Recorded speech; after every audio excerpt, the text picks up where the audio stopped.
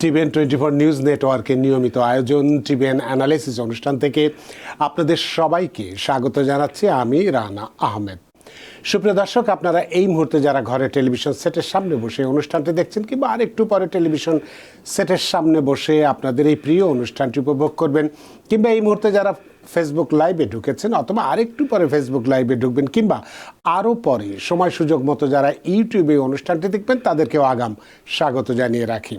সুপ্রিয় দর্শক, আজকে ট্যাক্স বা আর্থিক বিষয়ে কথা বলবো। গুরুত্বপূর্ণ বেশ কিছু বিষয়ে আজকে আমরা বিশেষ করে আর্থিক দেনা পাওনা নিয়ে কি আমরা পেতে পারি সেই ধরনের বেশ কিছু বিষয় আজকে আমরা আলোচনার জন্য নির্ধারণ করছি। প্রথমেই আমরা আলোচনা করব $3 বিলিয়ন ইনফ্লেশন রিফান্ড ফান্ড, সেটা পরিবার প্রতি যে সর্বোচ্চ $500 পাওয়া যেতে পারে সেই বিষয়টি নিয়ে আমরা কথা বলবো। আমরা কথা বলবো শিশু প্রতি অর্থাৎ বাচ্চা প্রতি $1000 চাইল্ড ট্যাক্স ক্রেডিট, এটাও কিভাবে পাওয়া যাবে, কোন প্রস্তাবের ভিত্তিতে পাওয়া যাবে সেটা নিয়ে আমরা কথা বলবো। এবং নতুন ইমিগ্রেন্টরা ট্যাক্স ফাইল করার জন্য কিভাবে প্রস্তুতি নেবেন সেই বিষয়গুলো তো আলোচনার বিষয়বস্তুতে আমরা রেখেছি। সুপ্রিয় দর্শক, এর বাইরেও আপনাদের ট্যাক্স বা আর্থিক বিষয়ে নানান প্রশ্ন থাকবেই। সেই প্রশ্নগুলো করবার জন্য আমাদের টেলিভিশন স্ক্রিনে যে টেলিফোন নম্বরটি ভেসে উঠেছে, তারপরেও আমি বলে দিচ্ছি 6463079828 এই নম্বরে ফোন করতে পারেন, কিংবা যাদের ফোন করতে একান্তই অসুবিধায় তারা ফেসবুকেও প্রশ্ন রাখতে পারেন। আমরা সবগুলো প্রশ্নের উত্তর দেবার চেষ্টা করব। এবং ইত্যকার এই সমস্ত বিষয়ে আলোচনা করবার জন্য আমাদের স্টুডিওতে আজকে উপস্থিত হয়েছেন আমাদের সকলের প্রিয়জন, প্রিয় মানুষ, প্রিয় মুখ, প্রিয় অ্যাকাউন্ট্যান্ট জনাব Mohammad Chishti, CPA MBA, president and CEO Chishti accounting and tax services এবং adjunct accounting lecturer, City University of New York. জনাব মোহাম্মদ চিশতি, আপনাকে স্বাগত। অনেক ধন্যবাদ রানা ভাই, এবং অনেক ধন্যবাদ টিভিএনের সকল দর্শকদের যারা এই প্রোগ্রামটা এখন লাইভে দেখছেন এবং পরবর্তীতে যারা রেকর্ডেড ভার্সন ফেসবুকে অথবা ইউটিউবে দেখবেন। আপনাকেও অসংখ্য ধন্যবাদ যে এই কঠিন শীত এবং যে হারে ব্যস্ততা এখন বেড়ে যাচ্ছে, যেহেতু ট্যাক্স সিজন আর মাত্র এক সপ্তাহ পরেই শুরু হচ্ছে, প্রায় বলা যায় 27 তারিখ থেকে শুরু হবে। সুতরাং এই ব্যস্ততা উপেক্ষা করে আমাদের সাথে এই আমাদের অনুষ্ঠানে যোগ দিয়েছেন। এবং কি নিয়ে কথা বলবো আপনি ইতিমধ্যে জেনেছেন যে আমরা দেখলাম যে স্টেট অফ দ্য স্টেট ভাষণে নিউ ইয়র্কের গভর্নর ক্যাথি হুকুল একটি প্রস্তাব দিয়েছেন। বিশেষ করে এখন তো ইনফ্লেশন অনেক বেশি, মানুষের গরিবী হালটা আমাদের মধ্যে বেশি দেখা যাচ্ছে। তো নাগরিকদেরকে সাহায্য করার জন্য একটা রিফান্ডের কথা বলছেন, সেটা হচ্ছে $3 বিলিয়ন ইনফ্লেশন রিফান্ড ফান্ড। এবং এই প্রস্তাবে তিনি পরিবার প্রতি সর্বোচ্চ $500 দেওয়ার প্রস্তাব করেছেন। পাশাপাশি আর একটা এতেই বলা হয়েছে, যদিও আমরা সেটা পরে আলোচনা করব, যে শিশু প্রতি $1000 চাইল্ড ট্যাক্স ক্রেডিট দেওয়ারও প্রস্তাব করেছেন। তো এই বিষয়টি নিয়ে আমরা প্রথম বিষয়টি নিয়ে আমরা কথা বলতে চাই যে $3 বিলিয়ন ইনফ্লেশন রিফান্ড ফান্ড, এইটা কারা পাবেন, কিভাবে পাবেন, এবং নিউ ইয়র্ক স্টেটের কত পরিবারকে এই সুবিধা দেওয়া হবে, এই রিফান্ড পেতে আয়ের কোনো সীমারেখা আছে কি না, এবং রিফান্ড বিতরণটা কিভাবে হবে, এটা কি সরাসরি ব্যাংক অ্যাকাউন্টে চলে যাবে না চেক বাই পোস্টে যাবে, এই বিষয়গুলো আপনি ক্লিয়ার করবেন। এবং সেই সাথে যদি প্রস্তাবটি পাস হয় তাহলে কবে নাগাদ এই চেক বা এই সুবিধাটা আমরা পেতে পারি, এই বিষয়গুলো বিস্তারিত আলোচনা করেন। আপনার কাছে প্রশ্ন রেখে দিই, আর আপনার কাছে আলোচনা যেতে চাই যে তাতে করে আমরা যারা খুব নিম্ন আয়ের মানুষ আছি তারা কিছুটা হলো স্বস্তির নিঃশ্বাস ফেলতে পারবো। জনাব মোহাম্মদ চিশতি। অনেক ধন্যবাদ রানা ভাই। আচ্ছা, তো প্রথমত হ্যাঁ, inflation is definitely A serious thing, যেটা আমাদের কমিউনিটি বা আমরা নিউ ইয়র্ক সিটিতে আমরা দেখতেছি। তো আপনি যদি দেখেন যে এগস থেকে শুরু করে ক্লোদিং, এভরি সিঙ্গেল আইটেমের প্রাইস রিয়েলি ইনফ্লেশনের কারণে বাড়ছে। তো এটার জন্য ডেফিনেটলি যারা middle class, lower middle class or যেই হন আপনার নিউ ইয়র্কে যারা থাকতেছেন, তাদের জন্য কিন্তু এই ইনফ্লেশনে এই কেনাকাটা করা বা সব কিছুতে কিন্তু প্রবলেম তৈরি হচ্ছে, যেহেতু প্রাইস ইজ রিয়েলি হাই। অ্যাফোর্ডেবিলিটিটা কমে যাচ্ছে সবার ক্ষেত্রেই। তো আপনি $1 দিয়ে 2 বছর আগে যেটা কিনতে পারতেন, এখন ডেফিনেটলি সেটা অ্যাফোর্ড করতে পারতেছেন না। প্যান্ডেমিকের শুরু থেকে এবং অ্যাট অফ 2025-এর যে পরিস্থিতি তৈরি হয়েছে, যে যেটা স্টেটের গভর্নর, আমাদের মেয়র সবাই দেখতেছেন, they are trying to solve it. তো সলভ করতে ট্রাই করা আসলে, তো যেহেতু প্রতিটা জিনিসের দাম $3 বিলিয়ন যেটা গভর্নর দিবে একটা প্রপোজাল আনছে, এবং এটা মোটামুটি পাস হওয়ার সম্ভাবনা অলরেডি আছে, যেটা সেল ট্যাক্সের মাধ্যমে আসবে। তো এটা সেলস ট্যাক্সের মাধ্যমে অলরেডি রেজ করছে। সেলস ট্যাক্স বাড়তেছে কারণ আপনার একটা আইটেমের প্রাইস যখন দাম বাড়তেছে তখন আপনার পকেট থেকে সেলস ট্যাক্স যাচ্ছে, হ্যাঁ, সেটাই আপনাকে আবার গভর্নর ফেরত দিচ্ছে to take care of you. তো এখন ইনফ্লেশন রিফান্ড নামে যেটাকে দিচ্ছে, এটা আসলে নিউ ইয়র্কে প্রথমবার এই ধরনের কোনো রিফান্ড দেওয়ার একটা পরিকল্পনা বা প্রস্তাব করা হয়েছে। তো এটা মোটামুটি $3 বিলিয়ন দেয়া হবে আপনার 8.6 মিলিয়ন ট্যাক্স পেয়ারদেরকে। তো মোটামুটি যারা ট্যাক্স ফাইল করেন, মেরিট ফাইলিং জয়েন্টলি কারোর ইনকাম যদি $300,000 নিচে হয় তাহলে তারা $500 করে পাবেন, এবং কেউ যদি সিঙ্গেল ট্যাক্স ফাইল করেন তাদের ইনকাম যদি $120,000 নিচে হয় তাহলে তারা $300 করে পাবেন। তো মেরিট ফাইলিং জয়েন্টলি $300 নিচে, এবং সিঙ্গেল ট্যাক্স পেয়ার বা head of house hold single tax payer যদি কেউ হয় তাহলে $150,000 নিচে হইতে হবে, তাহলে তারা $300 করে পেমেন্টটা পাবেন আর কি। আর এটা হচ্ছে আপনার ওয়ান টাইম পেমেন্ট, যেটা আপনার বেসিক্যালি প্রমোট করা হচ্ছে ওয়ান টাইম নিউ ইয়র্কারদেরকে হেল্প করার জন্য। ইনফ্লেশনের সাথে সবাই ইনফ্লেশনের সাথে অ্যাকচুয়ালি ফাইট করতেছে, এবং ইনফ্লেশন কারণ আপনি র্যান্ট থেকে শুরু করে প্রতিটা জায়গায়, আমরা যেটা এখানে বললাম যে ফ্রম এগস টু ক্লোদিং, আপনি এক প্যাকেটে 1 ডজন এগ কিনতেন 3 বছর আগে হয়তো $3-4 দিয়ে, এখন $7-8 হয়ে গেছে। This is very all over the world যদিও ইনক্রিজ হয়েছে, বাট নিউ ইয়র্ক সিটিটা খুবই আপনার বেশি পর্যায়ে ইনক্রিজ হচ্ছে। আর এখানে সবচেয়ে বাড়ি ভাড়াটা তো আমাদেরকে মেরে দিচ্ছে। রাইট এবং র্যান্ট, কারণ housing crisis, definitely population increase হয়েছে। সব কিছু আসলে এটা একটা আপনি সব কিছু ইমিগ্রেন্ট, ইলিগাল ইমিগ্রেন্ট বা লিগাল ইমিগ্রেন্ট যেটাই বলেন, হ্যাঁ, এই যে মানুষগুলো নিউ ইয়র্কে পাঠাইছে মিলিয়নস অফ পিপল, এগুলো কোথায় থাকবে? হ্যাঁ, তো সবাই তো আর গভর্নমেন্টের দেওয়া হাউজিংয়ে থাকতেছে না, হোটেলে থাকতেছে না, এবং ওটার এফেক্টটা কিন্তু আপনার মার্কেটেও পড়তেছে। সো আর এই যে রিফান্ডটা দিবে, এটা এখনও অবশ্যই ডেট অ্যানাউন্স করে নাই কবে থেকে দিবে। তো এখানে বলা হয়েছে যে আপনার by the close of the year 2025, মানে 2025-এর হয়তো মিডলের দিকে অথবা লাস্টের দিকে they will automatically send this payment. এটার জন্য আপনাকে কিচ্ছু করতে হবে না। আপনি যদি ইনকাম ক্রাইটেরিয়ার মধ্যে পড়েন, অটোমেটিক্যালি আপনাকে বাই চেক এই পেমেন্টটা পাঠিয়ে দেবে। আর অলওয়েজ মেক শিওর করিয়েন, যেহেতু ট্যাক্স ফাইল আসতেছে, ট্যাক্স সিজন আসতেছে, আপনি আপনার আপডেটেড একটা অ্যাড্রেস দেওয়ার জন্য ট্যাক্স ফাইল করার সময় ইনফরমেশনগুলো কারেক্টলি দেওয়ার জন্য, ব্যাংক অ্যাকাউন্ট সহ। যদি আবার মোস্ট লাইকলি স্টেট যখন চেক পাঠায় তারা ডাইরেক্ট ডিপোজিট করে না, হ্যাঁ, আমরা জানি না যদি এখন নিয়ম চেঞ্জ করে, বাট নর্মালি তারা চেক পাঠায় তো পেমেন্টের ক্ষেত্রে। তো যদি চেক পাঠায় মেক শিওর করেন যখনই ট্যাক্স ফাইল করেন, শুধু এই চেকের জন্য না, যেটার জন্যই হোক, ট্যাক্স ফাইল করার সময় সাবমিট করার আগে অ্যাকাউন্টেন্টের সাথে ডাবল চেক করে নেন আপনার অ্যাড্রেসটা ঠিক আছে কিনা, অ্যাপার্টমেন্ট নাম্বার দিচ্ছেন কিনা ঠিকভাবে, আপনি স্ট্রিট নাম্বারটা ঠিকভাবে দিচ্ছেন কিনা। কারণ অনেকেই অ্যাপার্টমেন্ট বিল্ডিংয়ে থাকেন, আপনি অ্যাড্রেস লিখতেছেন অথবা আপনার অ্যাকাউন্টেন্ট হয়তো টাইপ করতে যাচ্ছে, জিপ কোড অথবা অ্যাড্রেসটা ভেরিফাই করে দিবেন, মেক শিওর করবেন যাতে IRS এর কিন্তু একটা প্ল্যান আছে চেক দেওয়ার, স্টেটের একটা প্ল্যান, যে নিউ ইয়র্ক, এটা কিন্তু নিউ ইয়র্ক স্টেটের শুধু। তো আপনার অ্যাড্রেস ভুল হলে কিন্তু চেকটা হয়তো অন্য অ্যাড্রেসে চলে যাবে, লস্ট হবে, তাহলে আপনি আবার অনেকটা ঝামেলার মধ্যে পড়বেন এটাকে রিইস্যু করানোর জন্য। ধন্যবাদ। তো সেক্ষেত্রে যদি চেক লস্ট হয়ে যায় কি করার আছে? যদি কোনো কারণে লস্ট হয় অথবা ঠিকানা ভুলের কারণে, আমি না পাই, লস্ট হইলে ঠিকানা ভুলের কারণে ডেফিনেটলি আপনি IRS এর চেক হলে IRS এর সাথে যোগাযোগ করতে হবে, স্টেটের চেক হলে স্টেটের সাথে যোগাযোগ করতে হবে, এবং IRS অথবা স্টেট যেখানে আপনি যোগাযোগ করেন লস্টের কারণে, তারা ভেরিফাই করে দেখবে যে চেকটা আসলে ক্যাশ হয়েছে কিনা। যদি ক্যাশ না হয়ে থাকে একটু ইজি প্রসেস, আপনাকে খুব তাড়াতাড়ি ওরা আরেকটা চেক রিইস্যু করে দিবে। আর যদি চেকটা ইস্যু মানে অন্য কেউ যদি ক্যাশ করে ফেলে তাহলে একটু কমপ্লিকেটেড প্রসেস, তখন আপনি কিছু সার্টেন ফর্ম আছে যেটা আপনি ফিল আউট করবেন, ফিল আউট করার পরে ওদেরকে পাঠাইলে ওরা আপনার ইনভেস্টিগেশন করে দেখবে এই চেকটা কে ক্যাশ করছে, আপনি অথবা অন্য কেউ আপনার ইনফরমেশন দিয়ে বা ফ্রড করে এটা চেক করে ফেলছে, তো ক্যাশ করে ফেলছে, তখন আপনি যদি না করে থাকেন they will reissue a cheque, but that's a lengthy process, 3-4 মাস সময় লেগে যেতে পারে। তো এক্ষেত্রে আমরা বলছি যে এরকম প্রস্তাব এসছে, অর্থাৎ এখন এটা হয়তো আইনে পরিণত হয়নি, তো এবং আইনে পরিণত হওয়ার জন্য তো আইনসভার অনুমোদন প্রয়োজন আছে, কবে নাগাদ হতে পারে? সো এইটার এখনো কোনো গাইডলাইন যেটা বলছে by the end of the year, তো এটা most likely is already approve করা হচ্ছে, কারণ হচ্ছে যে this is New York and নিউ ইয়র্কে ডেমোক্রেটিক পার্টি যেটা বলে সেটা বেঁধে দেওয়ার আসলে কেউ নাই, এবং যেহেতু অর্থও আছে। রাইট এখন দিস ইজ এটা বেসিক্যালি আপনার মানি, যেহেতু আপনি ওভার প্রাইস সব প্রোডাক্টে আপনি ওভার সেলস ট্যাক্স পে করছেন, আপনি 8.875% সেলস ট্যাক্স দিচ্ছেন যারা নিউ ইয়র্কে আছেন। তো আপনি যখন সেলস ট্যাক্স দিচ্ছেন, আপনার ওই কাস্ট মানে বেসিক্যালি বিজনেস ওনাররা আপনার কাছ থেকে কালেক্ট করছে, তারা স্টেটকে পে করছে, স্টেট আপনাকে সেই এক্সট্রা যে টাকাটা কালেক্ট করছে ইনফ্লেশনের জন্য সেটা আপনাকে ফেরত দিবে। তো এখানে এটা না পাস হওয়ার কোনো কারণ আমি দেখি না।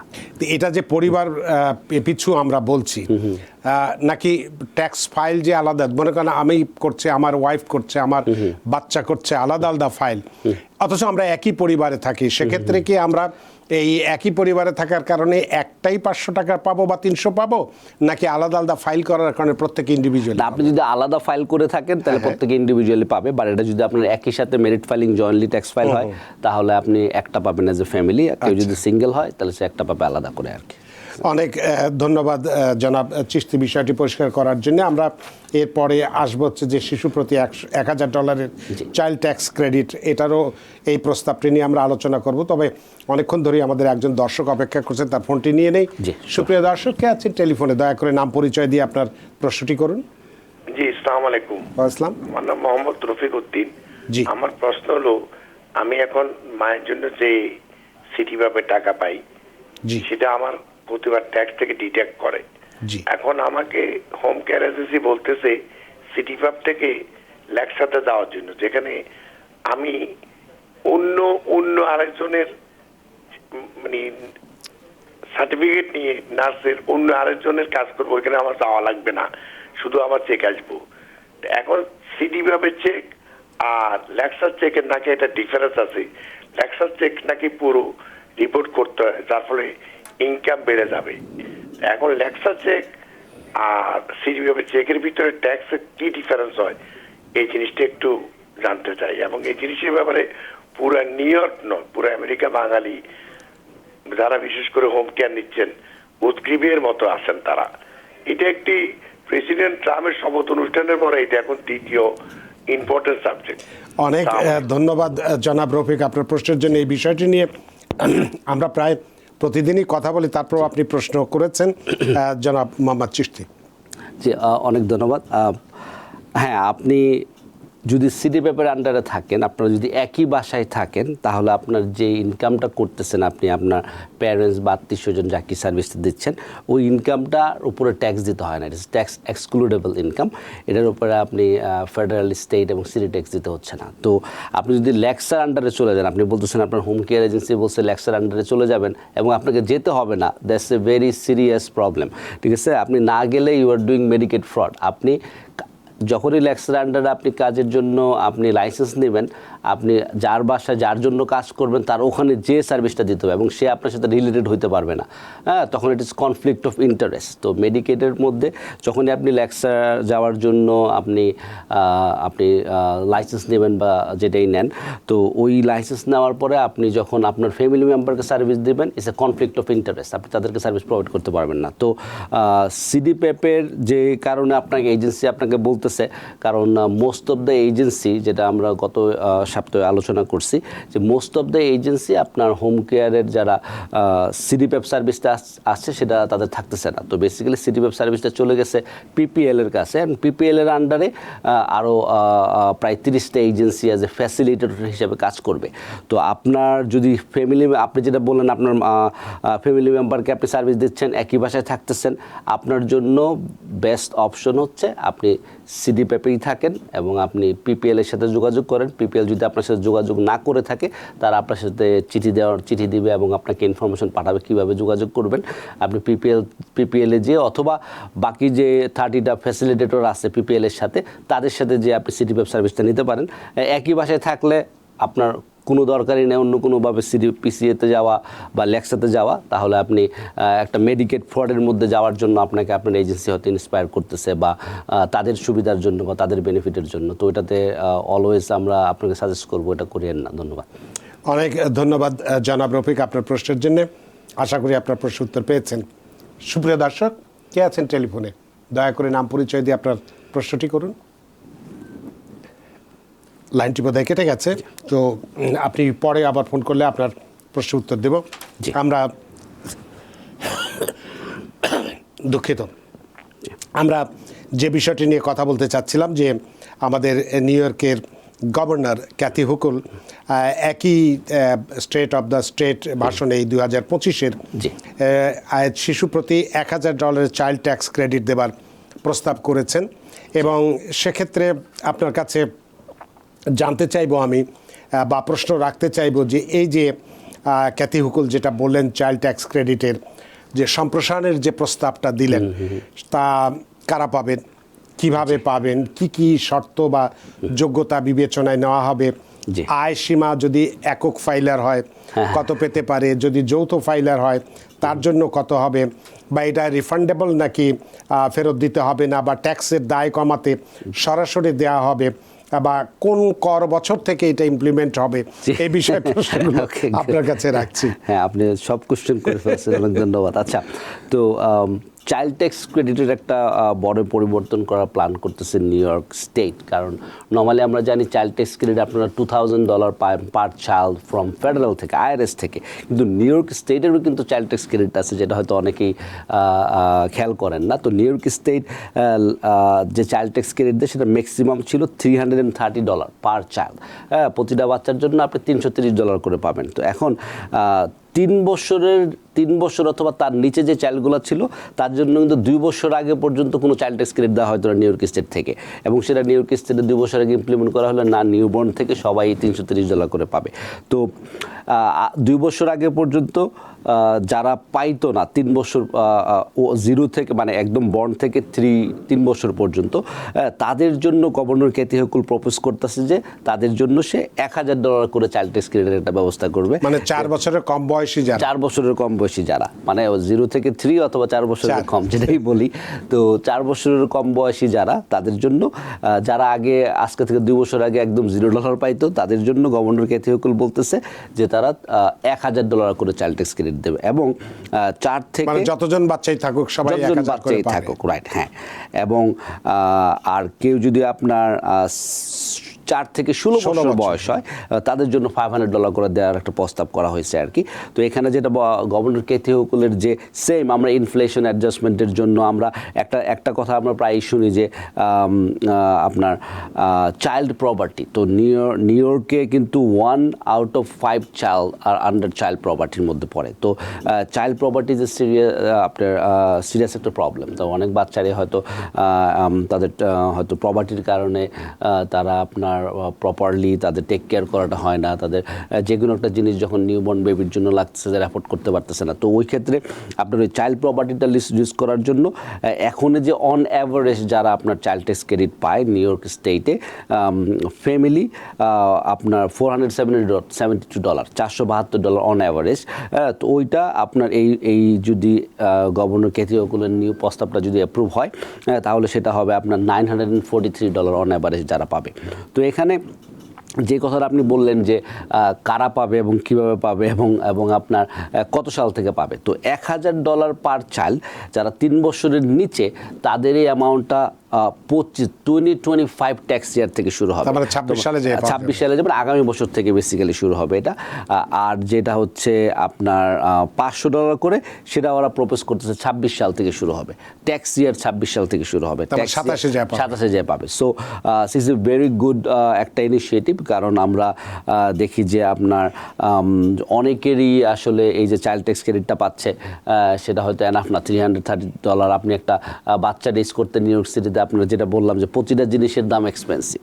হ্যাঁ, আপনি একদম একটা বাচ্চার যে হয়তো আপনার মিল্ক থেকে শুরু করে যা যা জিনিস ওদের কিনতে হয়, হ্যাঁ, প্রতিটা জিনিসই আপনার ভেরি এক্সপেন্সিভ হয়ে যাচ্ছে ইনফ্লেশনের কারণে। তো এটা আসলে যারা একটু প্রপার্টি লাইনের নিচে আছে, যাদের ফ্যামিলিগুলো অ্যাফোর্ড করতে সমস্যা, তাদের জন্য একটা বড় একটা আপনার হেল্প হবে বলে, সুবিধা হবে বলে আমরা আশা করি। রাইট, বা সব মিলে যদি 4,000-3,000 হয় তো অনেক। তো গভর্নরের অফিস থেকে যেটা বলতেছে যে আপনার চাইল্ড প্রপার্টি এই যে স্পেসিফিক এই প্রোগ্রামটার কারণে চাইল্ড প্রপার্টি 8.2% রিডিউস হবে এবং আপনার ওদের আবার সাবসিডাইজ চাইল্ড কেয়ার আর একটা প্রোগ্রাম ওরা অ্যানাউন্স করছে এবং সাবসিডাইজ চাইল্ড কেয়ার প্রোগ্রামটা যদি ইমপ্লিমেন্ট হয় ইন টোটাল 17.7%-এর মতো আপনার চাইল্ড প্রপার্টি রিডিউস হবে। So it's a very good news আমরা বলবো যারা আপনার যাদের নিউবর্ন বেবি আছে, যারা হয়তো নিউবর্ন বেবির নেওয়ার প্ল্যান করতেছেন, যেটাই হোক, তো এটা বাচ্চাদের জন্য ডেফিনেটলি হেল্প, এবং যাদের চাইল্ড আছে 4 বছরের উপরে তাদের জন্য ডেফিনেটলি $500 আপনাকে খেয়ে দেয় 16 বছর পর্যন্ত। তো এটা কিন্তু আপনার ফেডারেল চাইল্ড ট্যাক্স ক্রেডিটের পর আবার ফেডারেল আপনি 2000 পাচ্ছেন, এডিশনাল আরও $500 পাবেন। তো আমরা যখন আর্ন ইনকাম ট্যাক্স ক্রেডিট নিয়ে কথা বলি, চাইল্ড ট্যাক্স নেট ক্রেডিট নিয়ে কথা বলি, আমরা মোস্ট অফ দ্য টাইম কিন্তু ফেডারেল ট্যাক্স ক্রেডিটটা নিয়ে কথা বলি। $2000 চাইল্ড ট্যাক্স ক্রেডিট মোটামুটি সবাই জানে, earn income tax credit 7000 plus মোটামুটি সবাই জানে, কিন্তু আর্ন ইনকাম ট্যাক্স ক্রেডিট আপনি ফেডারেল থেকেও পাচ্ছেন, নিউ ইয়র্ক স্টেট থেকেও পাচ্ছেন, নিউ ইয়র্ক সিটি থেকেও পাচ্ছেন। তো আপনি যদি টোটাল কাউন্ট করেন এটা কিন্তু 7000 থেকে অনেক বেশি। তো চাইল্ড ট্যাক্স ক্রেডিটও যেটা ছিল $330, সেটা এখন ইনক্রিজ হয়ে $1000 হবে অনেকের জন্যই, এবং আরও অনেকের জন্য যারা 16 পর্যন্ত তাদের জন্য এটা হবে $500 পার চাইল্ড।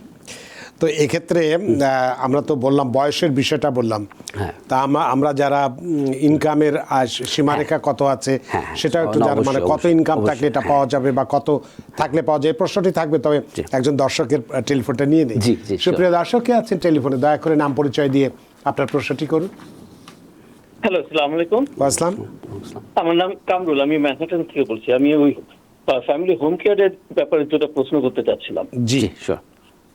আচ্ছা, আমার প্রথম প্রশ্নটা হলো যে আমি বর্তমানে সিডিপিএফ হতে যে ট্যাক্স সুবিধা পাচ্ছি, মানে আমাকে যে ট্যাক্স দিতে হচ্ছে না, আমি যদি লেকচাতে পিসিএ হিসেবে কাজ করি আমি কি সেই সুবিধা পাবো? আমাকে ট্যাক্স দিতে হবে না দিতে হবে না? মানে ট্যাক্সের উপরে আপনার এই সিডিপিএফের ইনকামটা কতটা প্রভাব বিস্তার করবে সেটাই আপনার প্রশ্ন, ঠিক আছে? জি, অনেক ধন্যবাদ জনাব কামরুল। মোহাম্মদ চিশতি, যে আপনি বলছেন দুইটা কোশ্চেন, আরেকটা কোশ্চেন কি? আরেকটা কি কোশ্চেন বললেন? আরেকটা প্রশ্ন হলো আমি যদি পিপিএল এ যেতে চাই তাহলে ওদের সাথে কিভাবে কন্টাক্ট করব বা প্রসেসটা কি? আচ্ছা, অনেক ধন্যবাদ, অনেক ধন্যবাদ। আচ্ছা, তো একটু আগে আমি অলরেডি মনে সিমিলার একটা কোশ্চেনের অ্যান্সার দিছি, তারপর আমি আপনাকে ক্লিয়ার করি ব্যাপারটা হচ্ছে সিডিপিএফ যেটা, সেটা হচ্ছে আপনার consumer directed personal assistant program. সেটাতে আপনারা যদি একই বাসায় কেয়ার গিভার এবং কেয়ার রেসিপিয়েন্ট থাকেন, তো আপনি যদি সিডিপিএফ আন্ডারে থেকে থাকেন এখন আপনাকে ফেডারেল স্টেট সিটি ট্যাক্স দিতে হচ্ছে না, এবং আপনার ইনকাম যদি সিডিপিএফের যে ইনকামটা ওইটা ছাড়া যে বাকি ইনকাম আছে ওইটা যদি আপনার 50 বা 60,000 নিচে হয় তাহলে কিন্তু আদার হ্যান্ড আপনি আর্নড ইনকাম ট্যাক্স ক্রেডিটও পাচ্ছেন। তো আপনি সিডিপিএফের আন্ডারে থাকলে আপনি আর্নড ইনকাম ট্যাক্স ক্রেডিট এবং আপনার ট্যাক্স দিতে হচ্ছে না, বাকি সব ক্রেডিটগুলোর কিন্তু বেনিফিট পাচ্ছেন, কারণ আপনার একই বাসায় থেকে এক্সক্লুড করতে পারতেছেন ইনকামটা। আমি একটা এক্সাম্পল দিই, যদি এরকম হয়, সাপোজ ধরেন আপনি সিডিপিএফের আন্ডারে আছেন, আপনার $30,000 ইনকাম হচ্ছে আপনার W2 থেকে, অন্য একটা জব থেকে, অথবা আপনি সেলফ এমপ্লয়েড থেকে, এবং আপনি সাপোজ $40,000 মতো, $40,000 মতো আপনি ইনকাম করতেছেন সিডিপিএফ থেকে, তখন আপনি এই বছর যদি ট্যাক্স ফাইল করতে যান, আপনি $40,000 যেটা সিডিপিএফ থেকে পাইছেন এটার উপর আপনাকে কোনো ট্যাক্স দিতে হচ্ছে না, আপনি $30,000 যেটা ওটার উপর ট্যাক্স দিতে হবে। এখন আপনি যদি merit filing jointly tax file করেন, আপনার যদি 2 জন ডিপেন্ডেন্ট থাকে, তাহলে কিন্তু আপনি ইজিলি 10,000 or more আপনি পেয়ে যাবেন tax refund, earn income tax credit, child tax credit, ওগুলো দিয়ে 30,000-এর মতো যদি আপনার ইনকাম থাকে। এবং সেম সিনারিওতে যদি আপনি পিসিএতে চলে যান, আপনি যদি একই বাসায় না থাকেন, আপনি যদি অন্য কারোর জন্য যে কাজ করেন, আপনি পুরো 70,000-এর উপরে ট্যাক্স দিতে হবে, 30,000 প্লাস 40,000 যেটা আপনার পিসিএর ইনকাম যদি হয়, এবং আপনার 70,000 ইনকাম হয়ে যাওয়ার কারণে আপনি আর্নড ইনকাম ট্যাক্স ক্রেডিট, যেটা আপনার 2 জন বাচ্চা থাকলে আবার $5,000 সেটা আপনি পাবেন না। তো বেসিক্যালি আপনি পকেট থেকে উল্টা আরও হয়তো $10,000-এর মধ্যে আপনার দিতে হতে পারে। তো ওভারঅল যে এফেক্টটা সেটা অলমোস্ট আপনার অর্ধেক আপনার ট্যাক্স, যে সিডিপিএফ থেকে আপনি কাজ করবেন, মানে পিসিএ থেকে কাজ করবেন, অর্ধেকটাই চলে যাবে ট্যাক্সে। তো সিডিপিএফের আন্ডারে থাকলে আপনি ট্যাক্স দিতে হচ্ছে না, আপনার ফেডারেল স্টেট সিটি ট্যাক্স। আপনি যদি সেম সার্ভিসটা পিসিএতে নিয়ে যান, সেক্ষেত্রে আপনাকে 2টা জিনিস মনে রাখতে হবে। প্রথম হচ্ছে আপনি আপনার ফ্যামিলি মেম্বার, আত্মীয় স্বজন, মা বাপ, তাদের জন্য সার্ভিসটা দিতে পারবেন না, আপনি অন্য কারো বাসায় যেয়ে পিসিএ সার্ভিসটা প্রোভাইড করতে হবে, এবং সেক্ষেত্রে আপনি ট্যাক্স এক্সক্লুশন যেটা আছে এটা আপনি পাবেন না। আর আপনি ফ্যামিলি মেম্বার দিতে পারবেন না। সো চেঞ্জ করার আগে মেক শিওর করবেন যে আপনি একজন অ্যাকাউন্টেন্টের সাথে ভালো করে কথা বলেন এবং আপনি মেডিকেড অথবা পিপিএল এর সাথেও কথা বলেন। তো পিপিএল এর সাথে কথা বলার যে মানে কীভাবে পিপিএল এর সাথে রিচ করবেন সেই ইনফরমেশন আপনি জানতে চাইছেন। আপনি যদি এখনও পিপিএল থেকে কোনো চিঠি বা ইমেল না পেয়ে থাকেন, আমাদের অনেক ক্লায়েন্টই পিপিএল থেকে আমি দেখছি যে ওরা ইমেল পাইছে, চিঠি পাইছে। তো চিঠির মধ্যে ওরা স্পেসিফিক্যালি 3টা অপশন দিয়ে দিচ্ছে আপনাকে কী করতে হবে স্টেপ বাই স্টেপ। নাম্বার 1, আপনি পিপিএল-এ ডাইরেক্ট কল দিতে পারেন। পিপিএল-এর ফোন নাম্বার হচ্ছে 833-247-5346। আবারও বলে দিচ্ছি 833-247-5346। আপনি ওদের কাছে কল দিতে পারেন। পিপিএল-এর একজন টিম মেম্বার আপনাকে হেল্প করবে ট্রান্সফার প্রসেস করার জন্য। নাম্বার 2 অপশন ওরা দিচ্ছে, যেটা হচ্ছে যে পিপিএলের যে ওয়েবসাইট আছে সেখানে যাবেন আপনি ppl1st.com/cdpap। এখানে যদি আপনি যান, ওখানে ইনফরমেশন আছে, ওখান থেকে আপনি ওদেরকে চেঞ্জ করতে পারবেন। তো নাম্বার 3 হচ্ছে আপনি সিডিপ্যাপের যে অ্যাপ্রুভড আপনার ফ্যাসিলিটেটর আছে, ওই ফ্যাসিলিটেটরদের সাথে আপনি যোগাযোগ করতে পারেন। পিপিএল-এর ওয়েবসাইটে গেলে আপনি যখন ওখানে যাবেন, সিডিপ্যাপ অপশন চুজ করলে ওখানে দেখবেন লিস্ট দেয়া আছে কোন মানে নতুন যে 26টা বা 30টা এজেন্সিগুলোর লিস্ট দেয়া আছে যারা সিডিপ্যাপ সার্ভিসটা প্রোভাইড করতে পারবে। তো আমি আবারও আপনাকে বলে দিচ্ছি ক্লিয়ার করার জন্য, যারা দর্শকরা দেখতেছেন, একটু আগে এক দর্শক বলে নিচ্ছে হট টপিক লাইক আমাদের ইলেকশনের পরে। তো যদিও আপনাদের যেটা যে সিডিপ্যাপের ওয়েবসাইটে গেলে, আপনি পিপিএলের ওয়েবসাইটে গেলে আপনি লিস্ট দেখতে পারবেন 26টা। তো পিপিএল সার্ভিসে যদি আপনারা থাকতে চান, আপনারা যদি একই বাসায় থাকেন, এটা আপনার জন্য বেটার অপশন। পিপিএলে থাকতে চাইলে, আপনি সিডিপ্যাপে থাকতে চাইলে পিপিএল প্লাস যে ফ্যাসিলিটিগুলো দিচ্ছে তারাই একমাত্র আপনাকে সিডিপ্যাপ সার্ভিস দিতে পারবে।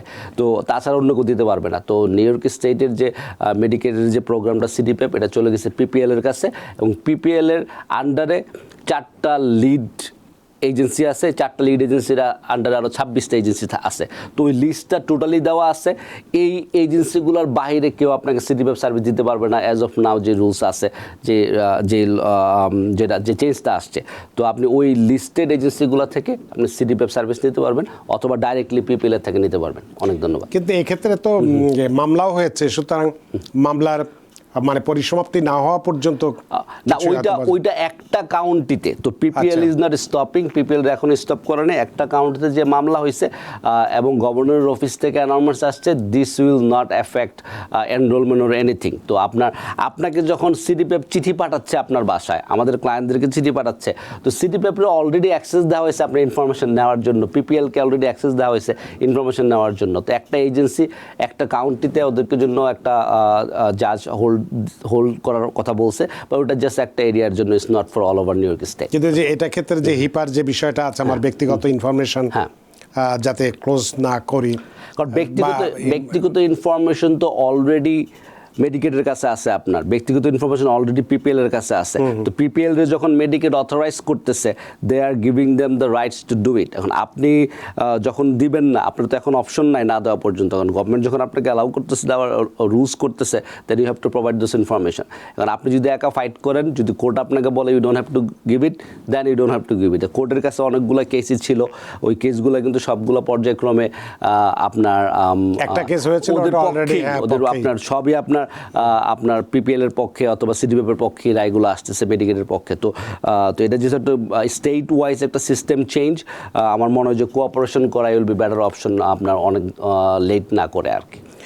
অনেক ধন্যবাদ জনাব রফিক আপনার প্রশ্নের জন্য।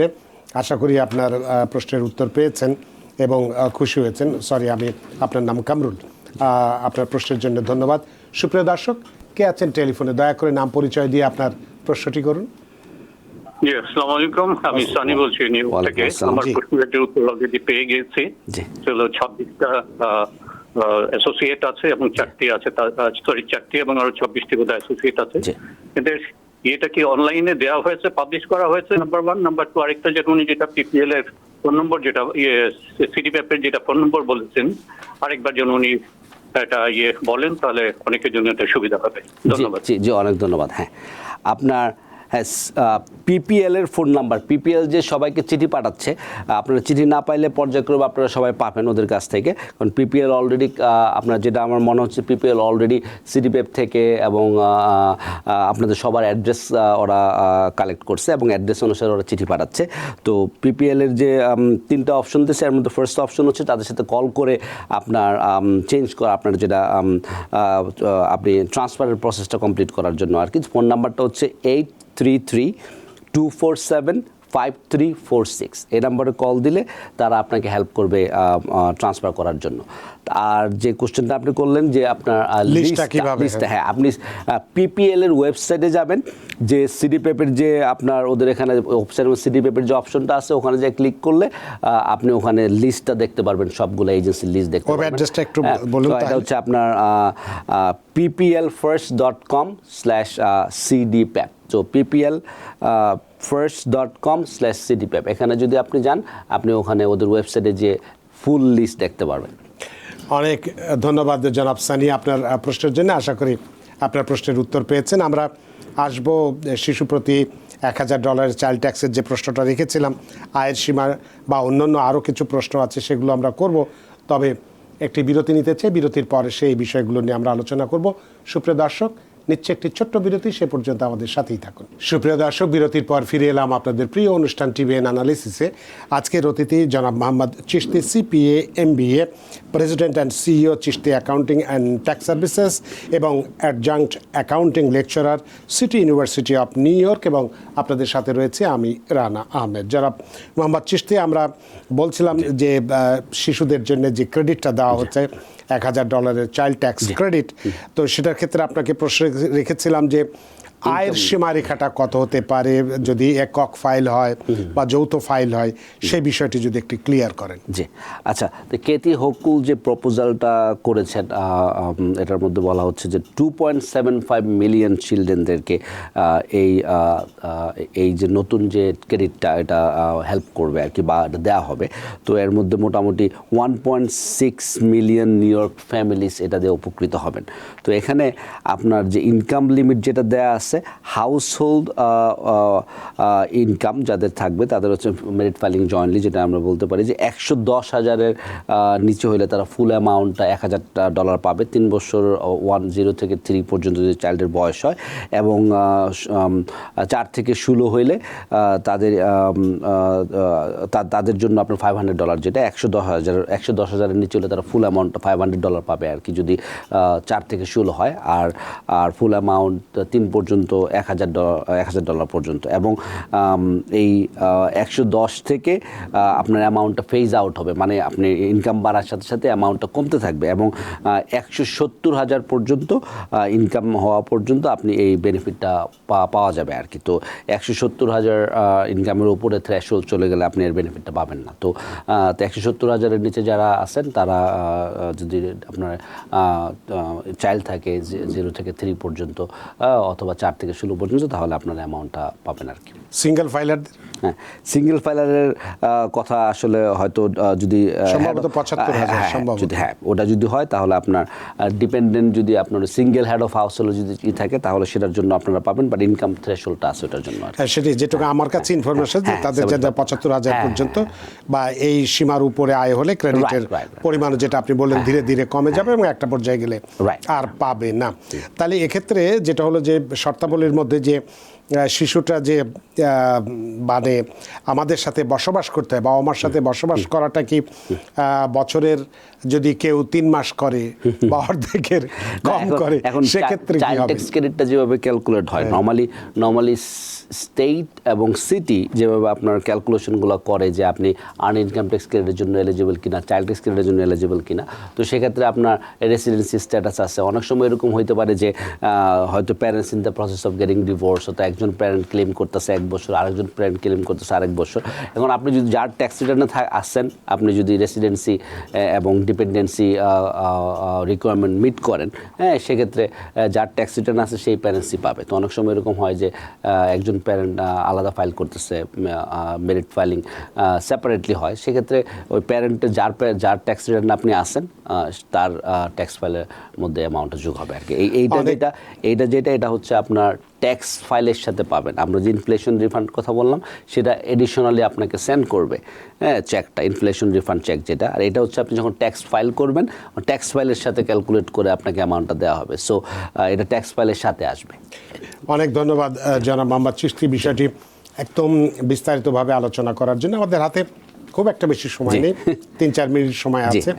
এর মধ্যেই আমরা একটু 2 মিনিট 3 মিনিট এর মধ্যে আমরা একটু যারা আমেরিকায় নতুন ইমিগ্রেন্ট হিসেবে আসবে তারা কিভাবে এই ট্যাক্স ফাইল করবে একটু যদি বলেন। অবশ্যই অবশ্যই। আচ্ছা, হ্যাঁ, তো আমরা আসলে অনেক কিছু নিয়ে কথা বলি। আমরা যারা নতুন ইমিগ্রেন্ট আছে তাদের কথাটা ভুলে যাই। তারা কিন্তু হয়তো আমরা ওই অনেক সময় সহজ টপিকসগুলো ডিসকাস করি না।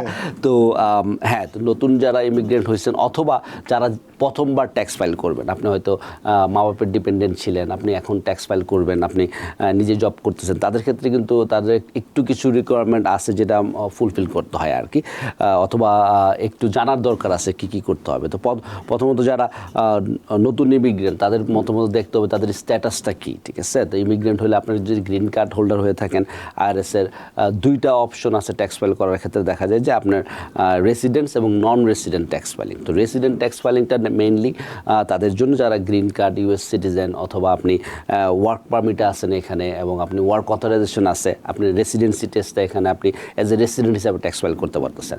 তারপরে যদি আপনি বিভিন্ন সময় বিভিন্ন ধরনের ভিসায় মানুষজন থাকে, তাদের হয়তো আপনার F1 ভিসা হইতে পারে, J1 ভিসা হইতে পারে, H1B ভিসা হইতে পারে, তাদের ক্ষেত্রে কিন্তু নন রেসিডেন্ট ট্যাক্স ফাইলিংয়ের একটা রিকোয়ারমেন্ট আছে। তো আপনি মেক শিওর করবেন যে আপনি আপনার সিপিএর সাথে, অ্যাকাউন্টেন্টের সাথে কথা বলবেন যে আপনার রেসিডেন্সি স্ট্যাটাসটা কি। আমরা অনেক সময় দেখি যে এরকম ট্যাক্স ফাইল পাই, আপনি হয়তো ভিসায় আসছেন, আপনি অ্যাকাউন্টেন্টে যে বলেন নাই, সে আপনাকে রেগুলার রেসিডেন্ট ট্যাক্স ফাইল করে দিচ্ছে, আপনার ভিসার সাথে এই ট্যাক্স ফাইলিংটা যায় না। অনেক সময় আপনি হয়তো ইমিগ্রেশন জটিলতার মধ্যে পড়তেছেন এই কারণে, কারণ আপনি যদি J1 ভিসায় থাকেন, you are only allowed to work with your company, হ্যাঁ, যে কোম্পানি আপনাকে স্পন্সর করছে, সেক্ষেত্রে মেক শিওর করতে হবে আপনি নন রেসিডেন্ট ট্যাক্স ফাইল করতে হবে। স্টুডেন্ট ভিসায় থাকলে আপনার মোস্ট অফ দ্য টাইম হয়তো আপনাকে নন রেসিডেন্ট ট্যাক্স ফাইল করতে হবে। এবং আপনি যদি সার্টেন সাবস্টেন্সিয়াল প্রেজেন্ট টেস্ট যদি আপনি পাস করেন যে কতদিন থাকতে হবে লাস্ট 3 ইয়ার্সের মধ্যে বা লাস্ট আপনার যে ট্যাক্স ইয়ারের মধ্যে, এখানে কিছু ডেইস ক্যালকুলেশন আছে, ওটার উপর বেস করে আপনি রেসিডেন্ট ট্যাক্স ফাইল অথবা নন রেসিডেন্ট ট্যাক্স ফাইল করতে হবে। তো মেক শিওর করেন আপনি একটা অ্যাকাউন্টের সাথে কথা বলেন। আর যারা নতুন আসছেন, ডেফিনেটলি আপনি মেক শিওর করতে হবে যে কী কী ডকুমেন্ট গ্যাদার করবেন ট্যাক্স ফাইল করার আগে। সেই কোশ্চেনটা আমরা প্রায় পাই যে আমি নতুন আসছি, আমি জাস্ট কাজ শুরু করছি, 3 মাস হচ্ছে, আমার কি ট্যাক্স ফাইল করতে হবে, বা আমি 1 মাস কাজ করছি, ট্যাক্স ফাইল করতে হবে। হ্যাঁ, আপনি যদি নতুন ইমিগ্রেন্ট হন, আপনি যদি প্রথমবার ট্যাক্স ফাইলিং হয়, আপনি 2024 সালের জানুয়ারি থেকে ডিসেম্বরে যদি আপনি কোনো ইনকাম করে থাকেন, কোথায় জব করে থাকেন, একটা পেচেকও যদি হয়ে থাকে, তাহলেও আপনার হয়তো ট্যাক্স ফাইল করা লাগতে পারে। হ্যাঁ, এখন আপনার এরকম হতে পারে যে আপনি যদি একদিন কাজ করছেন, আপনাকে W2 পাঠাবে। W2 পাঠাইলে আপনার জন্য ট্যাক্স ফাইল করা 100% রিকোয়ার্ড না। হ্যাঁ, কিন্তু এখন আপনার যদি ইনকাম যদি স্ট্যান্ডার্ড ডিডাকশনের নিচে হয়, হ্যাঁ, যখন আপনি $1000 পাইলেন W2-তে, তাহলে হয়তো আপনার ট্যাক্স ফাইল করা রিকোয়ার্ড না। বাট এরকম হতে পারে আপনার ডিপেন্ডেন্ট চাইল্ড আছে, হ্যাঁ, তাদের জন্য আপনি আনইনকাম ট্যাক্স ক্রেডিট পাইতে পারেন, চাইল্ড ট্যাক্স ক্রেডিট পাইতে পারেন, জন্য আপনার ট্যাক্স ফাইল করাটা জরুরি, রাইট। হ্যাঁ, তারপর আপনি ডকুমেন্ট গ্যাদারের ক্ষেত্রে অ্যাজ ইউজুয়াল আপনি যেখানে যেখানে কাজ করছেন, মেক শিওর করেন আপনি যদি W2-তে জব করে থাকেন, আপনার এমপ্লয়ারের কাছে আপনি যোগাযোগ করেন। এবং আপনি যদি 1099 জব করে থাকেন, আপনি যদি সেলফ এমপ্লয়েড হয়ে থাকেন, মেক শিওর করেন যেখানে যেখানে কাজ করছেন তাদের কাছ থেকে আপনি যোগাযোগ করে 1099টা নেওয়া। আর অনেক ধরনের 1099 হতে পারে, 1099 হতে পারে 1099 NEC, 1099 মিসেলেনিয়াস। আপনি ইন্টারেস্ট অথবা ডিভিডেন্ড যদি পেয়ে থাকেন, তো আপনার 1099 ডিভিডেন্ড হতে পারে, 1099 INT হতে পারে। তো কারো যদি স্টুডেন্ট লোন থেকে থাকে, এটা গুরুত্বপূর্ণ হচ্ছে যারা নিউলি ট্যাক্স ফাইল করবেন, প্যারেন্টের সাথে ডিপেন্ডেন্ট ছিলেন, হ্যাঁ, এখন হয়তো আপনি নতুন একটা জব পাইছেন, এই বছরে আপনার প্রথম ট্যাক্স ফাইলিং, এবং আপনি স্টুডেন্ট লোন নিয়ে পড়াশোনা করছেন, তখন মেক শিওর করবেন 1098E ফর্মটা আপনি কালেক্ট করবেন, যেখানে আপনি ইন্টারেস্ট দিচ্ছেন। আপনার সার্টেন লেভেলের নিচে যদি আপনার ইনকামটা থাকে, তাহলে কিন্তু আপনি ইন্টারেস্ট ডিডাকশনটা পাবেন। তো সেটা মেক শিওর করে নিতে হবে। কেউ যদি কলেজ গোয়িং হয়ে থাকেন, আপনি টিউশন ফি দিতেছেন, অথবা আপনার প্যারেন্টস আপনার জন্য টিউশন ফি দিচ্ছে, মেক শিওর করেন 1098T ফর্মটা আপনি ট্যাক্স ফাইল করার সময় নিয়ে যাবেন। তাহলে কিন্তু আপনি এডুকেশন ক্রেডিট যেগুলো আছে সেগুলোর জন্য আপনি কোয়ালিফাই হতে পারেন। সেখানে হতে পারে আমেরিকান অপরচুনিটি ক্রেডিট, হতে পারে লাইফ টাইম লার্নিং ক্রেডিট। তো ট্যাক্স ফাইল শুরু করা বা ট্যাক্স সিজন শুরু হওয়ার আগে আপনি একটা মিনিট বসে চিন্তা করেন যে আপনি লাস্ট ইয়ারে আপনি কোথায় কোথায় জব করছেন, আপনি নতুন কোনো বিজনেস ওপেন করছেন কিনা, নতুন কোনো ব্যাংক অ্যাকাউন্ট ওপেন করছেন কিনা, আপনি স্টক মার্কেটে ট্রেডিং করছেন কিনা, আপনি মিউচুয়াল ফান্ডে ইনভেস্ট করছেন কিনা, হ্যাঁ, আপনি কলেজ টিউশন ফি পে করছেন বা কলেজের স্টুডেন্ট লোনের ইন্টারেস্ট পে করছেন কিনা, তাহলে কিন্তু আপনার একটা আইডিয়া হয়ে যাবে মোটামুটি কি একটা idea ডকুমেন্ট এসে যাবে এবং আপনি নিয়ে আসতে হবে বা কি আসলে এই বিষয়টি বেশ আমরা আরো একদিন জি, আশা করি এটা ইনশাআল্লাহ, বিস্তারিত কথা বলবো। ইনশাআল্লাহ। তো জনাব মোহাম্মদ চিশতি, আসলে আমাদের সময় নেই, আমাদের অনুষ্ঠান শেষ করতে হচ্ছে। আপনিও ব্যস্ত মানুষ, অনেক ব্যস্ততা উপেক্ষা করে আমাদের স্টুডিওতে উপস্থিত হয়েছে এবং গুরুত্বপূর্ণ দুটো বিষয় তো বটে এবং অনেকগুলো প্রশ্নের উত্তর দিয়েছে। সত্যি আমরা ঋদ্ধ, আমরা প্রাণিত। অনেক ধন্যবাদ রানা ভাই এবং অনেক ধন্যবাদ টিবিএনকে আমাকে ইনভাইট করার জন্য। আর দর্শকরা যারা দেখলেন সবাই ভালো থাকবেন, সুস্থ থাকবেন।